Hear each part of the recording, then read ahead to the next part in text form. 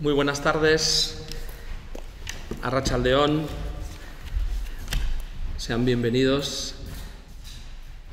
Ongi etorriak. Comienza hoy la sexta edición de Hotzak Sonidos, las ideas suenan, que es este ciclo de conferencias que llevamos organizando desde el año 2017, a excepción del año 2020 por la pandemia, y que pretende unir la música pues con otras ciencias en general, con el pensamiento. Teresa Catalán y un servidor, que somos los pensadores. Tengo que decir que Teresa bastante más que yo, porque bueno, tengo el lujo de tener a una compañera que conoce a mucha gente y que luego pues bueno, es una mujer con muchas inquietudes, con muchas ideas, y yo aprendo mucho de ella. Y lo que pretendemos con esto pues es aprender, por supuesto, para eso están las conferencias, aprender, pensar, reflexionar de estos conferenciantes que traemos, que para mí son un lujo. Hoy tenemos a Enrique Barón Crespo.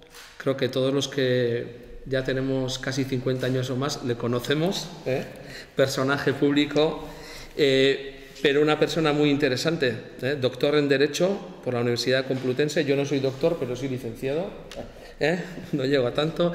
Licenciado en Administración de Empresas, abogado, ejerció la abogacía, exprofesor de la UCM, de la ICADE. En su perfil de político todos le recordamos como ministro del gobierno de Felipe González, después diputado del Parlamento Europeo, vicepresidente y presidente. También fue concejal del Ayuntamiento de Madrid, catedrático, conferenciante, profesor de universidades, Verona, Boston, Harvard, etcétera, etcétera. Y ahora me parece muy interesante, estábamos hablando de la Fundación Yehudi Menuhin, ¿no? Pues ambos, yo como músico y él como gran aficionado a la música y a las artes, pues hablábamos de la fundación, del trabajo que realizan, y él es el presidente de la Fundación Yehudi Menuhin en España. Autor de ensayos, artículos, más de 20 libros publicados, si no me equivoco, y una persona que yo creo que interesantísima y que hoy nos va a disertar de algo que es muy importante para mí. Estábamos hablando de la música en la educación, la política. Es algo que a mí como músico me tiene preocupado y ocupado, ¿no? La educación en este mundo tan cambiante. Y bueno, pues vamos a disfrutar. A mí me van a disculpar primero el ponente y ustedes, porque hoy tengo un ensayo extraordinario con el Orfeón Pamplonés a las 8 y tendré que salir antes. O sea que si me ven, no es que estoy huyendo, sino que tengo que ir a ensayar. Sobre señalamiento.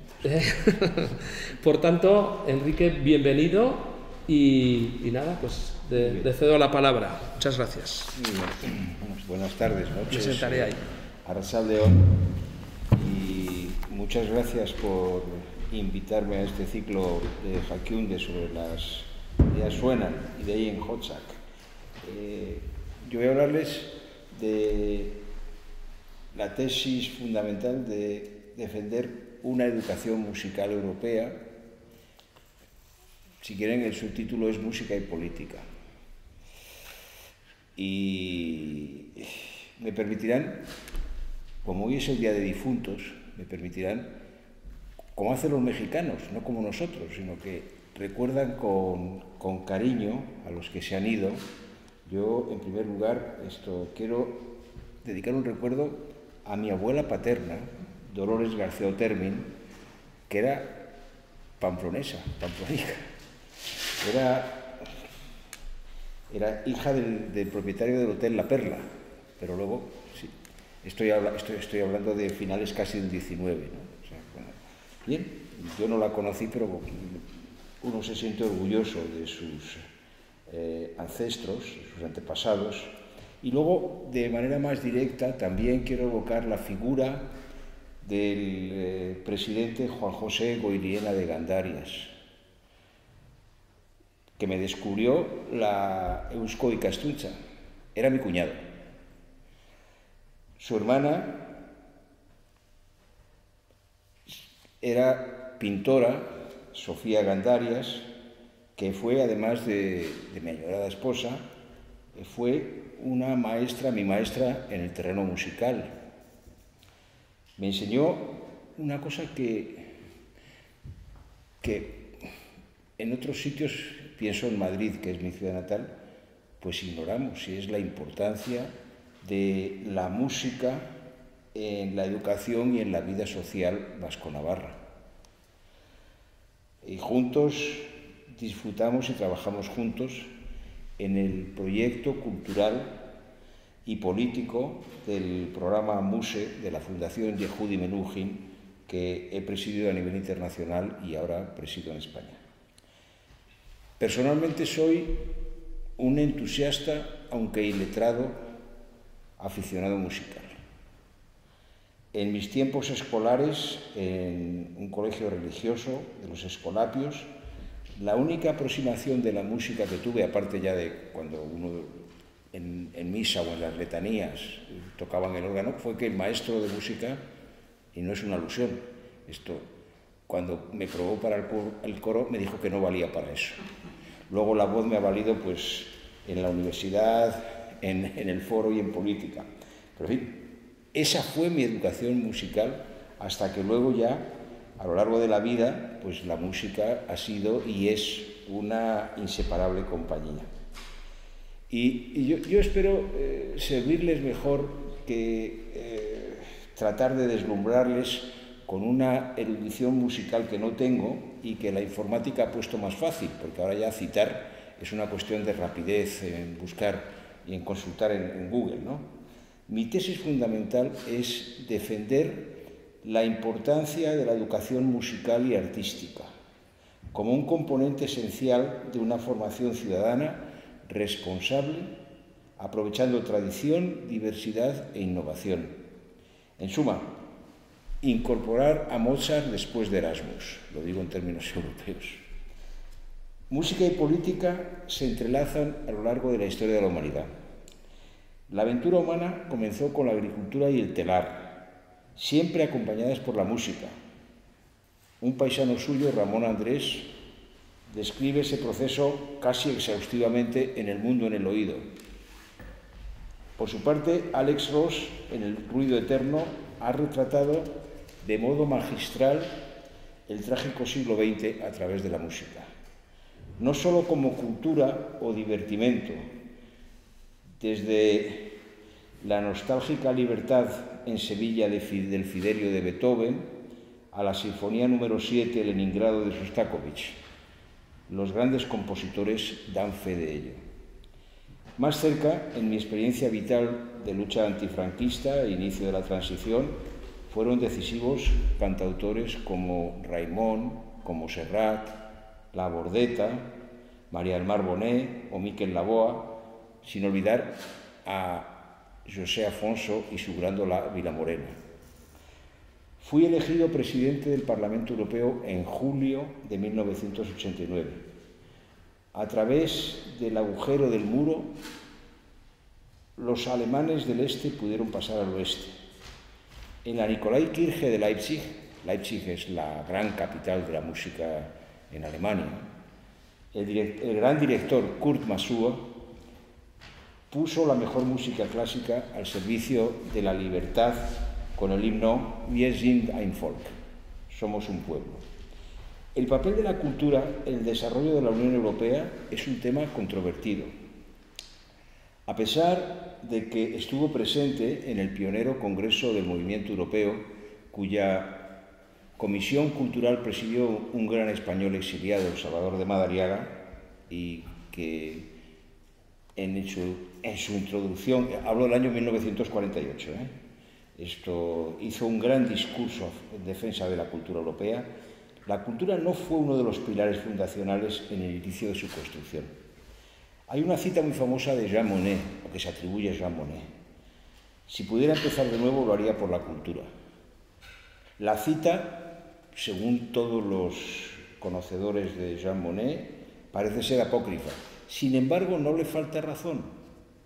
Su obra creativa, con los demás padres fundadores, fue cultural en el sentido de transformar una cultura de nacionalismo, dominio y guerra secularmente arraigada en otra de valores comunes y destino compartido. Esa fue y sigue siendo la fuerza impulsora principal en el desafío de desarrollar una Unión Europea de la cultura. Como presidente del Parlamento Europeo, trabajé para introducir la ciudadanía europea y la moneda única en el Tratado de Maastricht, como pilares fundamentales que transformaron la entonces comunidad en la Unión Europea. La cultura fue parte decisiva del paquete, como, y cito el texto de la época, como mejora del conocimiento y difusión de la cultura y la historia de los pueblos europeos, la conservación y protección del patrimonio cultural de importancia europea, los intercambios culturales no comerciales y la creación artística y literaria. Sobre esta base, trabajé muy activamente con Yehudi Menuhin para elevar el tratamiento de la cultura en los tratados posteriores, hasta el paso dado en el Tratado de Lisboa. Su texto considera como un objetivo de la Unión Europea que la Unión respetará la riqueza de su diversidad cultural y lingüística y velará por la conservación y el desarrollo del patrimonio cultural europeo. Nuestro activo más importante es que tenemos por primera vez en nuestra historia principios compartidos y valores comunes. Conseguimos la partitura de la sinfonía. Ahora debemos tocarla y conseguir su realización plena. A pesar de ser un logro indudable, no es suficiente. La cultura no debe ser solo construir museos o auditorios. A lo largo y lo ancho de la Unión Europea, sus más de 400 millones de ciudadanos viven cotidianamente con expresiones de arte y música. Muchos cantan en coros, actúan en grupos folclóricos, orquestas de aficionados o bandas de rock. Desde el más pequeño pueblo a la mayor de las capitales, una fiesta sin música es impensable. Tenemos que saber transformar este potencial en una fuerza activa de búsqueda de armonía, siguiendo el consejo del gran compositor y pedagogo musical húngaro Zoltán Kodály o Kodály, depende de quién lo pronuncie. Es más importante quién es el maestro de música en un pueblo que un director de orquesta en la ciudad. Hasta la pandemia prevalecía en el debate público la adoración del becerro de oro, el dinero, no hacer una sociedad más humana y equilibrada a partir de principios éticos. Ya lo predijo Keynes, economista y empresario teatral, hace 80 años, hace ya casi de 100 años. Nos dedicamos a salvar un capitalismo de casino responsable de desencadenar la crisis a través de una especulación financiera irresponsable con políticas que rompieron la solidaridad e igualdad entre los europeos. Frente a ello, el confinamiento nos descubrió el valor del bien público, que son las vacunas y también el arte contra el coronavirus. Algunas de las imágenes más reconfortantes en la situación de enclaustramiento y temor que vivimos fueron, sin duda, los conciertos espontáneos que se multiplicaron desde balcones o ventanas. Muchos europeos veían con asombro y envidia cómo en España mantuvimos con las debidas precauciones actividades como el teatro, la ópera y otras.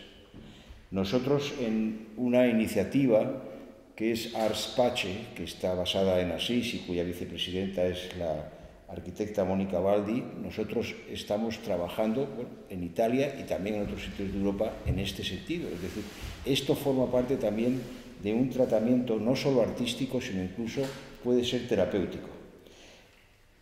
Sin duda, los actores más importantes del momento son las mujeres y hombres comprometidos en primera fila como profesionales de la salud en una lucha heroica contra un enemigo invisible y omnipresente. Hoy mismo tenemos a la secretaria de Facunde, a la señora Jacqueline, que que no ha podido venir porque la han dado positiva en COVID. También estos profesionales de la salud son los primeros en reconocer dentro y fuera de los hospitales el papel complementario vital y curativo que tiene el arte como la primera muestra, como la pionera labor que está desarrollando una asociación amiga, Cultura en Vena. No en vano la medicina es una ciencia dedicada al estudio de la vida, la salud y la muerte del ser humano en su dimensión física y espiritual. El arte no es idílico.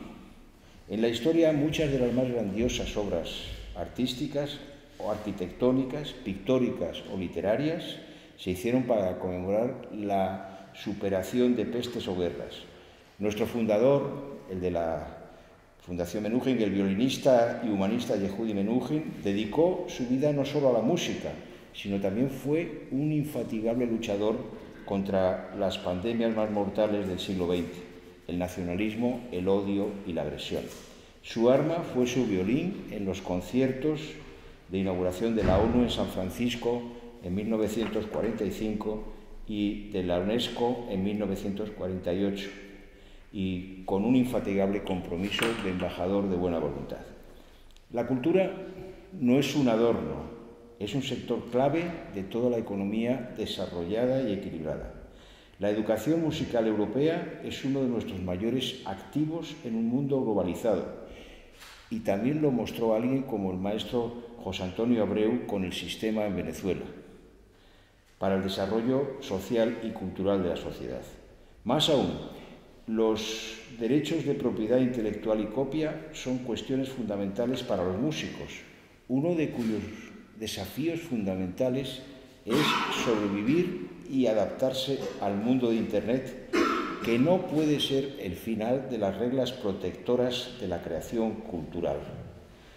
No podemos aceptar un futuro dominado por robots tocando un inacabable karaoke con toda la creación musical de la historia, pero sin seres humanos creando e interpretando música. Imagínense mi sorpresa al llegar al Parlamento Europeo cuando escuché a los colegas griegos hablar reiteradamente de sinfonía y armonía en sus discursos políticos. Al principio yo no entendía la razón.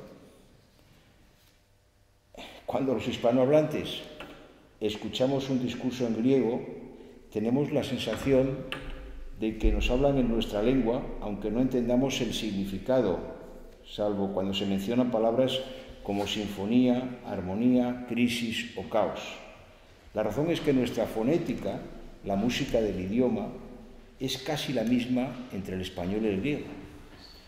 Yo pregunté a una colega, compositora, diputada, y me contestó, bueno, que sinfonía era acuerdo en política.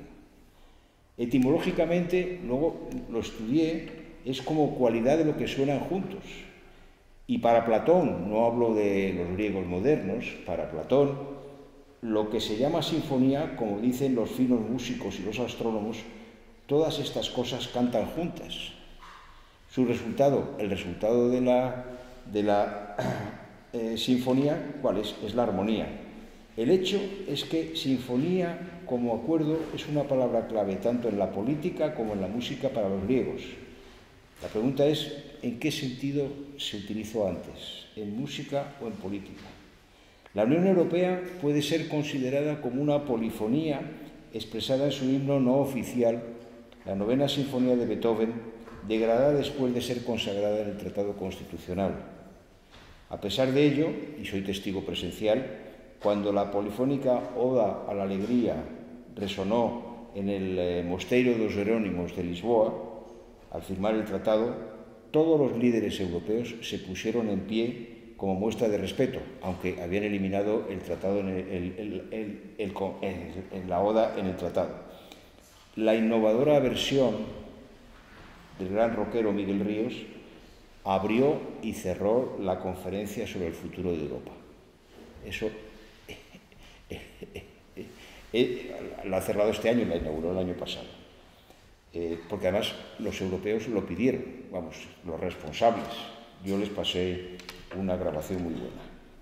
Y yo creo que eso también da fe de que no solamente se hace política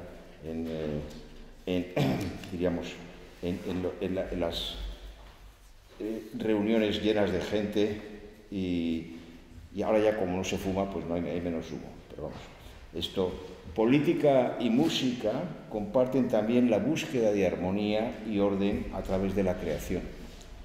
En ambos casos el origen es la desarmonía, un caos no estructurado que puede llevar a algo armónico si es correctamente ordenado. Piensen en una orquesta al iniciar el ensayo. Hay una mezcla caótica de instrumentos hasta la llegada del director. La diferencia básica es que la armonía se consigue en la música siguiendo la partitura. En política, la referencia es el programa, pero la pieza se desarrolla improvisando sin ensayo previo. Por esta razón, los griegos clásicos consideraban la paideia, las artes, el incluir las artes en la formación de los jóvenes tan importantes como la educación. Actualmente, la progresiva desaparición de las artes y las humanidades en la escuela es uno de los aspectos más preocupantes de los programas educativos en muchos países, y pienso en el nuestro. La enseñanza por y a través de las artes no es una vía para escapar de la realidad, no es una María, sino una parte fundamental de una buena educación de ciudadanos responsables, uno de los instrumentos más valiosos para comprender y transformar la realidad de un modo fructífero. La admirable iniciativa del West Eastern Divan, creado por Daniel Barenboim y Edward Said, una experiencia de jóvenes músicos judíos, palestinos, europeos, muchos españoles, ensayando y trabajando en Andalucía, la tierra donde gente de las tres religiones vivieron juntos, muestra la fuerza política de la música para la paz y la reconciliación. Hacerse músico requiere un aprendizaje a tiempo completo, con dedicación y disciplina. En política, el carisma, el oportunismo y la fortuna juegan un papel mayor. No obstante, la interpretación musical es una responsabilidad compartida como la implementación de políticas acertadas y sensatas. El contenido de los estudios musicales en el tercer nivel ha de tomar en consideración que cada músico es, en cierto modo, también un embajador importante de todas las dimensiones de la sociedad. Uno de los grandes intérpretes que vivió con más autenticidad esta importante tarea fue Yehudi Menuhin, nacido en Estados Unidos de padres rusos y ucranios. Fue un europeo de opción, ciudadano del mundo e infatigable luchador por la libertad. Tocó en los conciertos de creación de la ONU y de la UNESCO, las dos más bellas sinfonías de la humanidad en el triste y breve siglo XX, del que podemos sacar lecciones a pesar de todo. Siempre apreció la música tradicional y la de minorías como los gitanos. Tocó con Ravi Shankar, Duke Ellington, Glenn Gould o Stéphane Grappelli, entre otros. Para él, las expresiones musicales y artísticas, en un sentido global, eran fuente de valores compartidos con otras culturas, como puso de manifiesto en los originales conciertos que organizamos en el Cirque Royal de Bruselas y en Beaux-Arts, con muchos de estos artistas y que fueron tuvieron un gran impacto. Tuvo una admiración y afecto especial, se lo he dicho ya, por Sarasate. No en vano, su primer gran triunfo fue con la Sinfonía Español de Lalo, inspirada en el gran violinista navarro. En sus memorias, Unfinished Journey, le cita en 3 momentos. Dice que una de las primeras piezas que le conmovió fue Aires Gitanos. Y dice, un previsible entusiasmo en un violinista judío de ascendencia rusa. Luego estuvo aquí en Pamplona, en donde visitó la ciudad y tocó. Y le admiró, y lo dice también en las memorias, la consideración que se le tenía con su nombre en plazas, edificios e instituciones, cosa de no poco valor en un país tan iconoclasta como el nuestro, que le llevó a sugerir la creación del concurso Sarasate, que el gobierno navarro ha convertido en realidad y espero que lo revitalice. Lo deseo vivamente también. Para potenciar estos valores creó la International Yehudi Menuhin Foundation en Bruselas para mejorar la formación infantil a través de las artes en la escuela.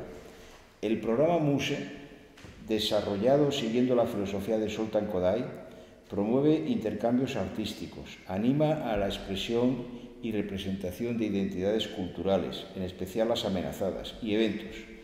Iniciado hace más de 30 años con el cello y exdirector del Conservatorio de Berna, Werner Schmidt, la escritora Marianne Poncelet, y con mi colaboración y la de Sofía Gandarias, pues ha conseguido que más de 2 millones de niños europeos hayan participado en el desarrollo de lo que él decía o definía como en el desarrollo de su autoestima, autoconciencia, en el sentido más amplio, comunicando lo que vemos de nosotros mismos y los demás y lo que ven ellos en nosotros. El artista autodialoga consigo mismo en un constante ejercicio de ajuste, corrección y reequilibrio. MUSE se ha convertido en la oportunidad más interesante de unir música y política para mí. Coordina el MUSE en 13 países: España, Portugal, Italia, Alemania, Bélgica, Hungría, Kosovo, Liechtenstein, Suiza e Israel. Da trabajo a más de 600 artistas, con casi 4.000 docentes implicados, y llega a 60.000 niños en 500 escuelas cada año. En España, la Fundación Yehudi Menuhin España trabaja en 13 comunidades autónomas con 150 artistas, 2.500 docentes y 33.500 niños, con proyectos como Arte por la Convivencia, Solidarizarte, Arte en Escena, Formarte, Evaluarte e Ilusionarte. Y estamos deseando intensificar nuestra relación incorporando a Navarra, porque esto seguro que le haría mucha ilusión, a nosotros nos la haría, pero también a Yehudi. Los artistas que trabajan en el programa MUSE son conscientes de que su talento no solo tiene valor en el mundo de los concursos, festivales y grandes conciertos.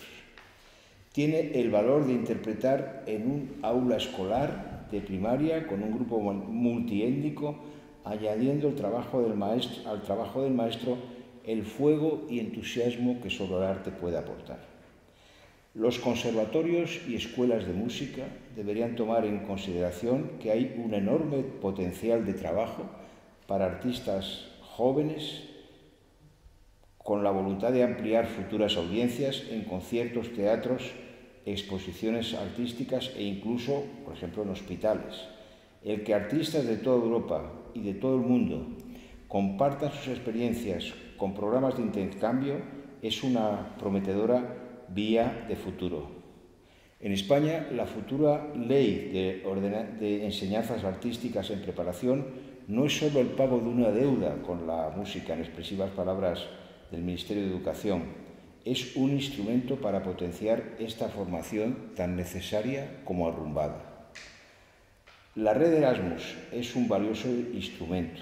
Fui un activo miembro de la conspiración que llevó al lanzamiento del programa en 1987. No fue fácil debido a la resistencia de algunos estados, que no ha desaparecido aún del todo. El argumento más directo que utilicé en la Comisión de Presupuestos del Parlamento Europeo fue que es mejor invertir en jóvenes que en vacas. Bueno, parece broma, pero es verdad. El balance es la más exitosa inversión educativa europea, con más de 3 millones de jóvenes y 300.000 profesores implicados, y una demanda constante y creciente.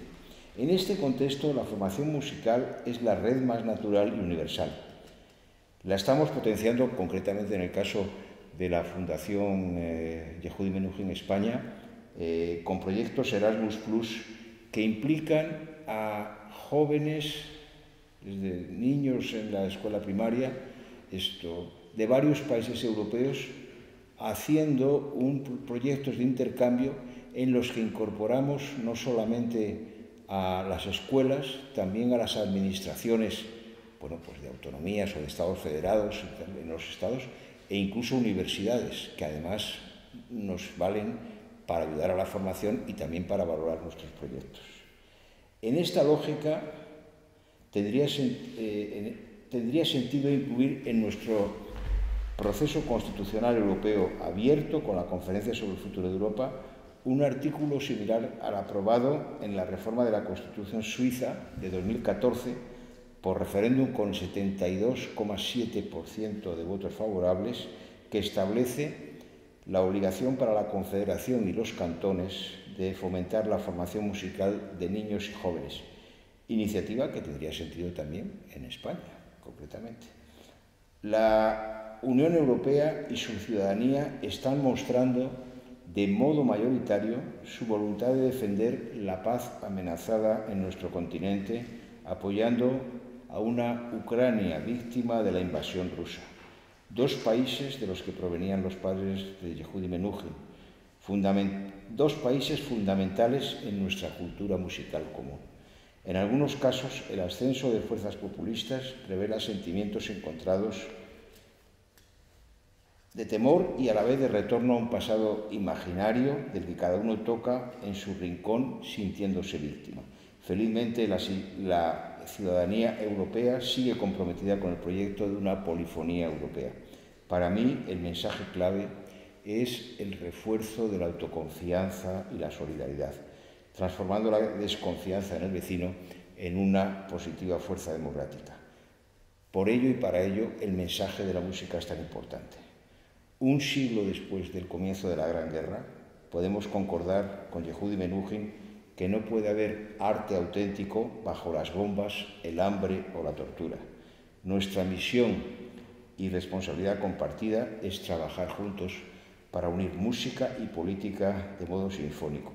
Nuestra mejor sinfonía será una Europa unida en un mundo democrático. Muchas gracias por su atención.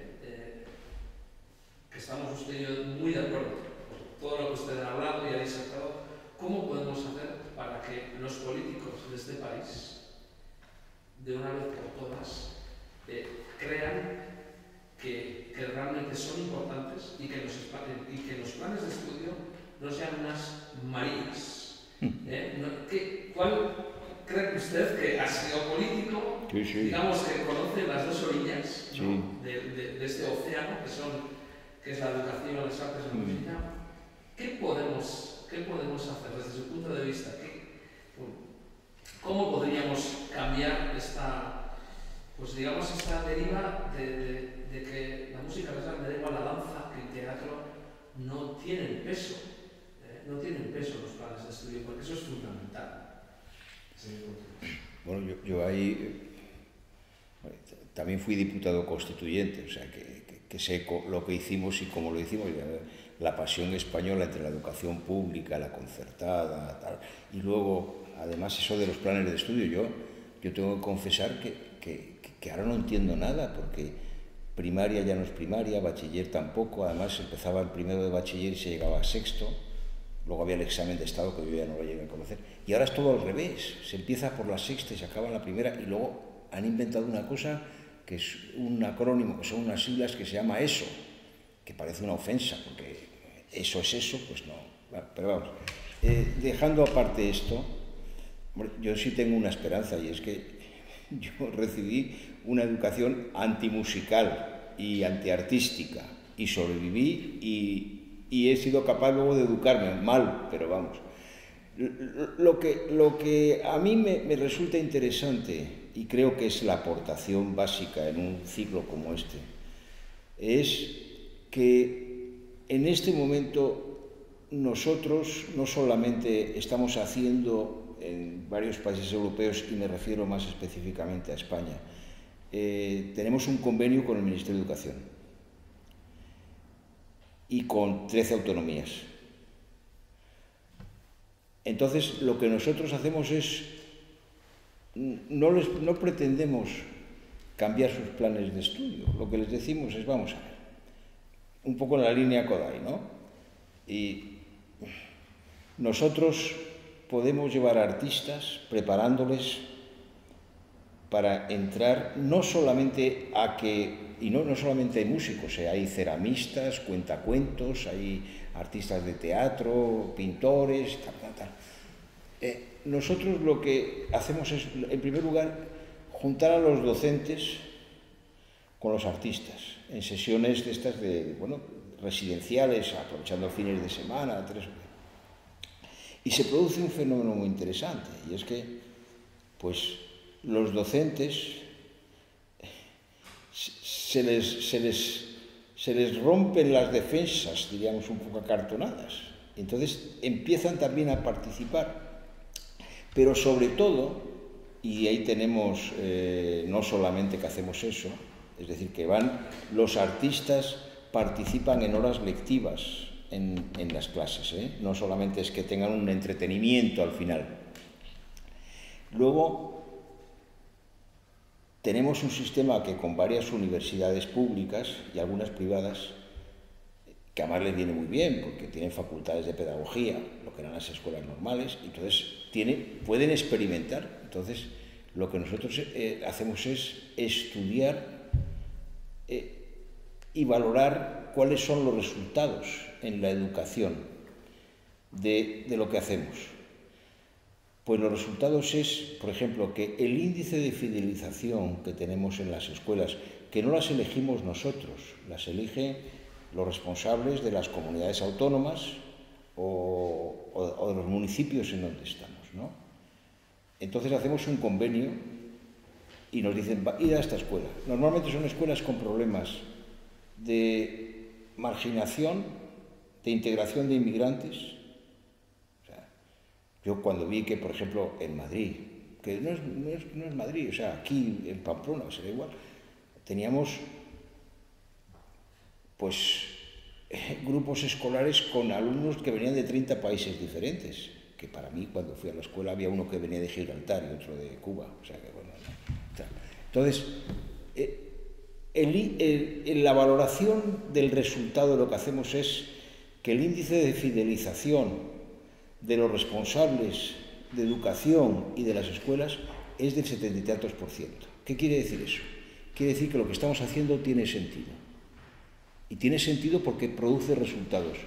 Y en un tema que está adquiriendo cada vez más importancia, como es la cohesión social, no solamente la cohesión económica, la cohesión social, sobre todo con fenómenos tan importantes como puede ser, pues, el incremento de la inmigración, y como puede ser también problemas de marginación, incluso en algunos casos en España, pues, por ejemplo, la integración de la minoría gitana, ¿no?